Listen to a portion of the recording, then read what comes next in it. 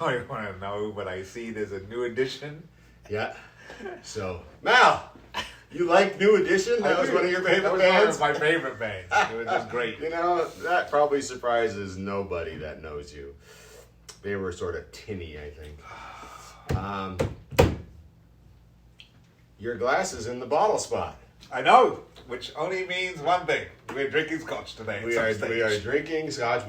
Must mean we don't know what we're drinking. Try before we die, everybody. Welcome, everybody. Yeah, I'm Colin. I'm Malcolm. Good to see you guys again. Yeah, and tonight's a regular episode, as indicated by Mal's glass in the bottle spot. And so that's exciting. So, can you see my shirt? It's so bright. I think the Mars sees you. So I'm gonna lead you to where you want to go. Okay. So I don't know where I want to go. Well, okay. I'm gonna base this on the last couple of episodes that maybe people see, maybe we haven't released them yet. We're starting to do some little things that are starting to bring parts of our past life into frame for people. And I see there's a bunch of stuff on the bar to my side. And I'm going to ask you, what's going on here? Oh, okay. Well, that wasn't really what was on my mind, but we'll do it. We'll do it. So I think, as most everybody knows, Mal and I played competitive, fun scenario, something or other, paintball for a long time. Every now and then we even knocked on the door thinking we were professional paintball players because we did get some compensation at times. Yeah, I like to say we were semi-professional, but some of us took the professional moniker to heart and was, it is what it is. We were sponsored at one stage, so that were good times. Yeah, pretty seriously, top to bottom sponsored. Mal, these are the player ID badges from various games we've been to. Yeah, I'd say probably 70-80% of the games. Or season passes, or medic badges. Oh, there's a medic badge. So to the uninitiated, basically every game we went to, there was a producer that was putting the game together. But to clarify which team and what game you were playing, you were handing out one of these. And basically on this, you had to chrono your marker. And then if you were a bad boy, as this one right here shows, no, maybe not. No, that's your third FPS. If you've been a bad boy on the field, you'd get a couple of those stamps and then you'd be asked to leave. There'd be a ref's punch. Yeah, penalties right here. Penalties. Yeah, or ref punch. Yep. Okay. Remember when Teapot got cronied and it was shooting like 380 and landing? And he was like, I don't know how this happened. Yeah, sorry that I just shot a 22 short at you. Yeah. Which you never want to have a hot marker be showing you. No, because 200 FPS is hard enough as it is. Right. Especially at close quarters. Right. What was it? Was it 280? 300 was the safety limit? No, it used to be when we first started playing, it was 300. Which is 204 miles an hour, if I remember correctly.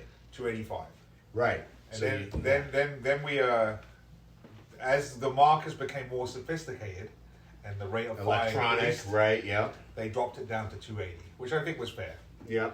And it allowed for you to have a bump in your shot if your regulator wasn't flowing correctly. You could shoot a little high. You could have the ball come out, shoot 290, and it still be within the safety of the ASTM for the goggles. Yeah, as long as you stay by average. Yeah, but Teapot was well over at landing. Well. Yeah, and I think it had that a lot to do with the fact that it was 117 degrees. I think what he said is that his regulator failed completely, and it was just a pass through of compressed air straight from the tank all the way through into the gun. Correct. So these are the player ID badges that need to be mounted in the bar. You'll notice the bucket of thumbtacks. So and there's a lot here. Let's play a game. Let's pick a card, any card, and see if we could say anything about that game. All right, I'm going to try not to look. I'm going to just take... All right. It's got one with a lot of holes. But, wait there. It's Splat Attack. No. You know what this is? Splat Attack. This is, again, connected to the Shatner flag. It is, isn't it? Because it is Splatter Tank. Yeah, the Shatner, Yeah. Man Cow. Yeah. Tom K. Those of you from the Midwest, the radio show host, Man Cow. Tom K. The dinosaur hunter in real life. Yeah. And like Volvo, who developed the 3-point seatbelt and gave it away to the auto industry so that everybody would be safer rather than patenting it for profit. I think Tom did something like that with the compressed air feature to convert the paintball guns there's from CO2, which is out there an unstable gas, to the compressed air, which is a very stable gas, and he knew it was a safer feature, so I think that he allowed that to just become an industry thing without trying to profit. Tom K was a good guy. And then Glenn Palmer, who made amongst the best one-off custom paintball guns. The Typhoon, the double barrel Typhoon, and it's been a long time since but interesting, Mal, that you pulled this game. I know we've been talking about it. It seems to be just trailing us at the moment because we actually ripped that game. We didn't play that game. Yeah, we didn't play we didn't play that game. So what were all those holes for then? What did you do? Something tells me this might have been the way this.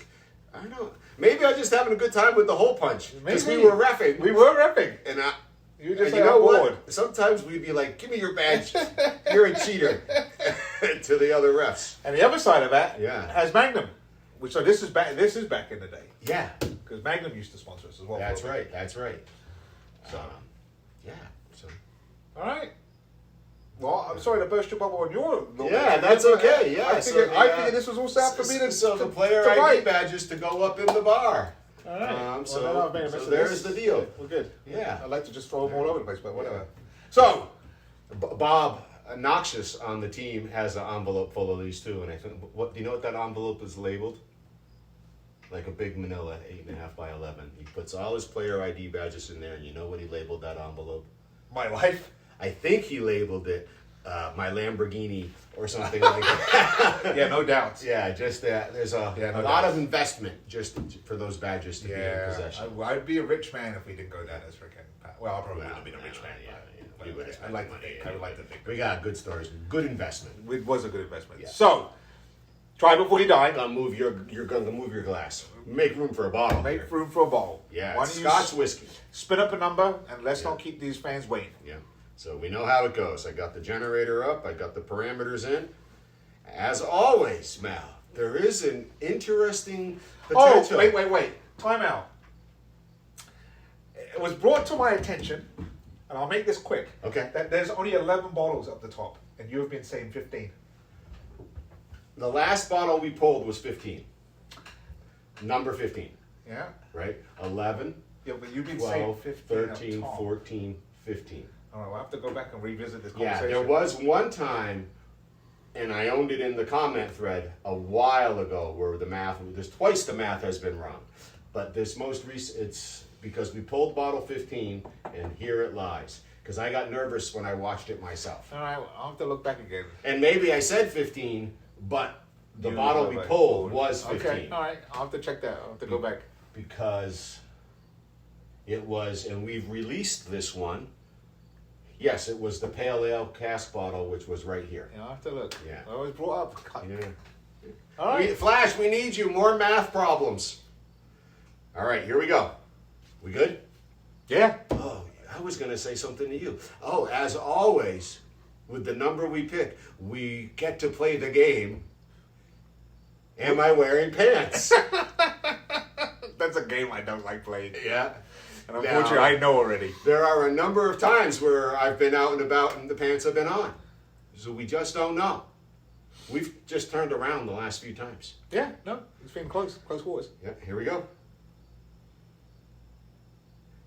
And we don't get to find out today if I'm wearing pants. Really? It's behind us again? Number 18. Holy moly. Oh, yeah. All right. Oh. So, 15. Yoda's going to get back in touch with me, by the way. Wait a minute. 7, 11, 15. So you are right. Yoda, he is right. It is 15 up top. So interesting. So we pulled this as 15. So we've been screwed up.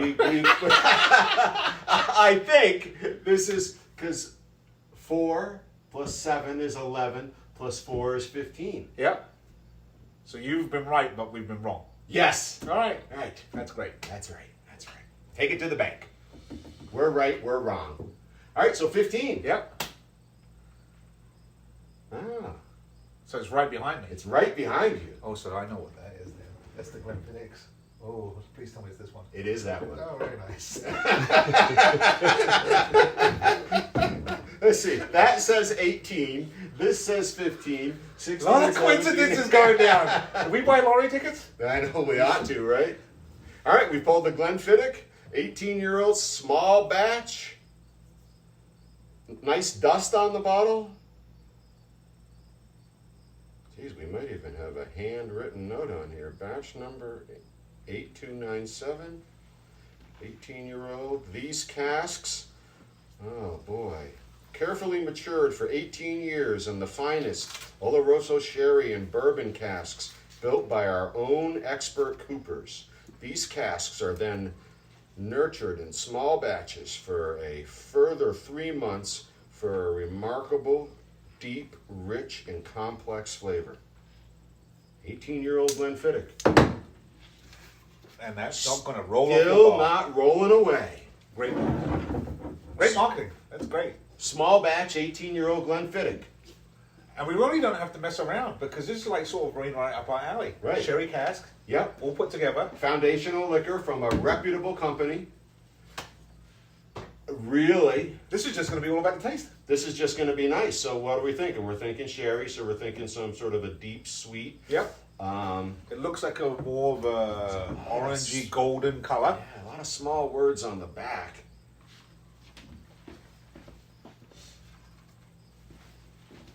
Okay. Here we go. Only by spending 18 years patiently maturing in the finest oak casks will our Glenfiddich 18-year-old pick up the distinctive notes of baked apple, oak, and cinnamon spice. Ooh. Interesting. And we're at 43%, so it's that standard Yep. release that they've created on purpose. Not So this isn't a flavor up. whatchamacallit, right? It's not a cask strength, Not cask. right? It's been processed a little bit, been filtered, and they brought it to the alcohol they think is for the flavors they're looking for. Yep. Yeah, so like Glenfiddich, great. Space side, we've been here a lot of times. Sorry, Can we just open this? Yeah, that's what I'm at. I'm like, why is he going on and on? Yeah, Can can we just open?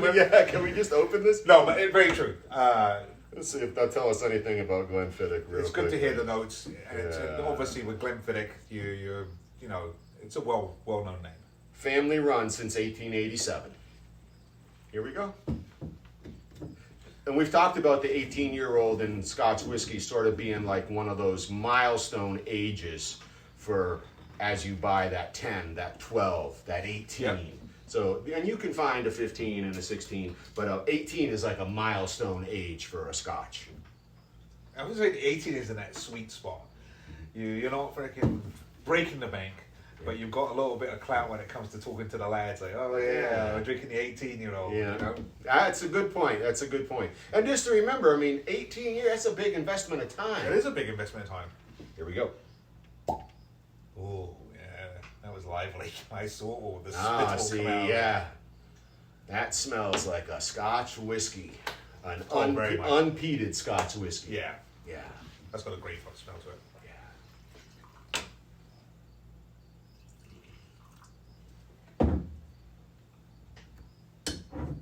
The small batch reserve 18-year-old Glenfiddich.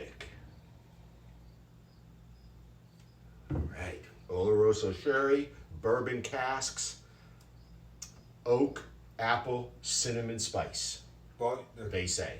the smell off the nose is it's the smell that you would expect from a sherry cask. Right, and I think that's what we picked up on Yep. that cork too, right? Yep, we're having Scotch tonight. Unlike recently, we've been surprised by some of the Yeah. Scotches we drank, which really didn't come across so Scotchy. This one really, I think, is going to deliver some of that Scotchiness.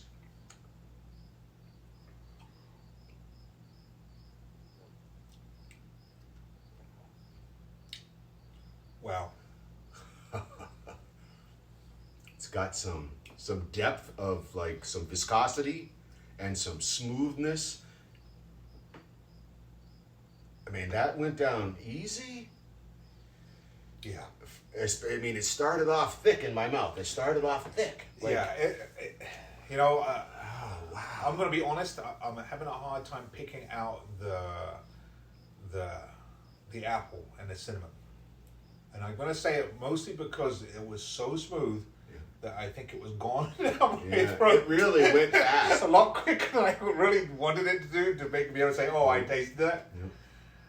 But a slight bit of heat at the very back. I'm going to say that's because of the 40%, but that is awfully smooth. You know, I feel like I have found the baked apple, you know, in the sense that it's not an apple crisp. No. Right? So it's not that. You're just looking for some of this, like, just an apple would be baked. So it's not paired with any other flavorings. It really is. It's faint. I found it when I cupped the glass. I think we're just about time to break out a Glencairn glass at some point, just to really talk about the nosings and why. So when I cupped the glass, I felt like I picked up a little bit of the apple too. That is. Now to bring it to like, so you can tell it's a Glenfiddich. Taste the overall, that leftover lingering that Glenfiddichs have. But to explain to people, you can tell there's a difference between this and its 12-year-old cousin. Oh my gosh. And I don't want to say night and day, because the 12-year-old is a good drink. It's a good standard drink that you can crack and go for. Right. But I would say, if you were to have that and then try this, you would never go back to the 12. It's that smooth, in comparison.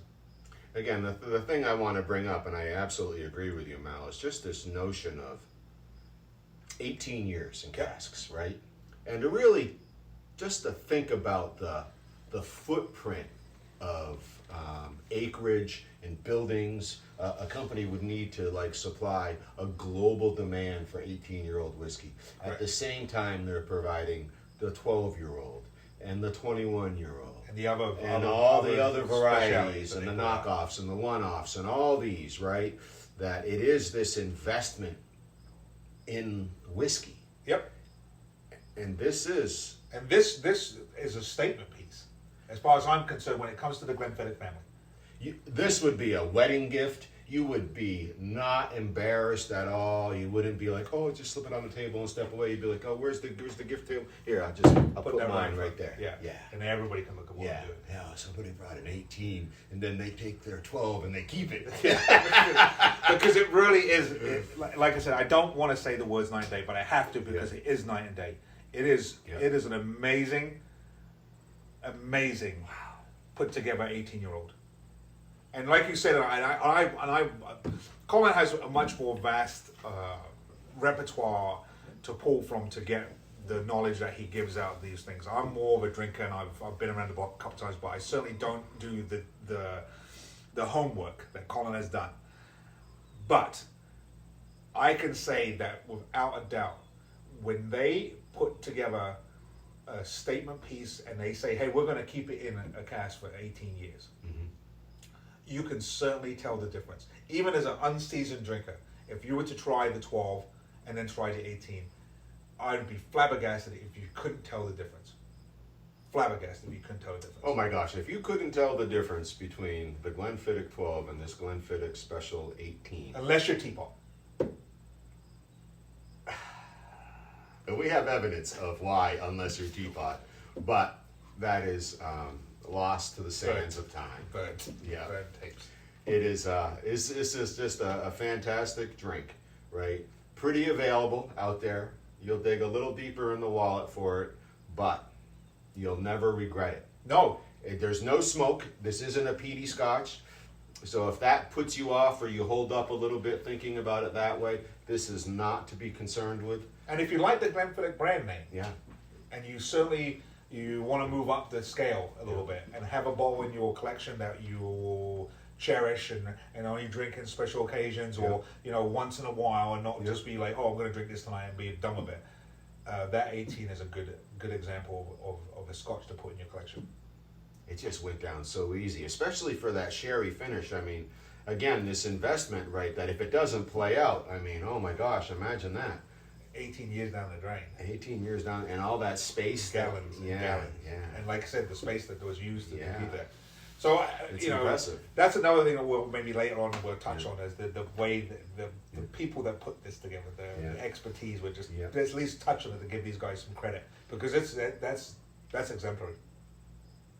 Yeah, I was expecting to fight it a little bit more than I did, just because of the sherry finish. And fight's not the right word. I was expecting to have a more robust experience.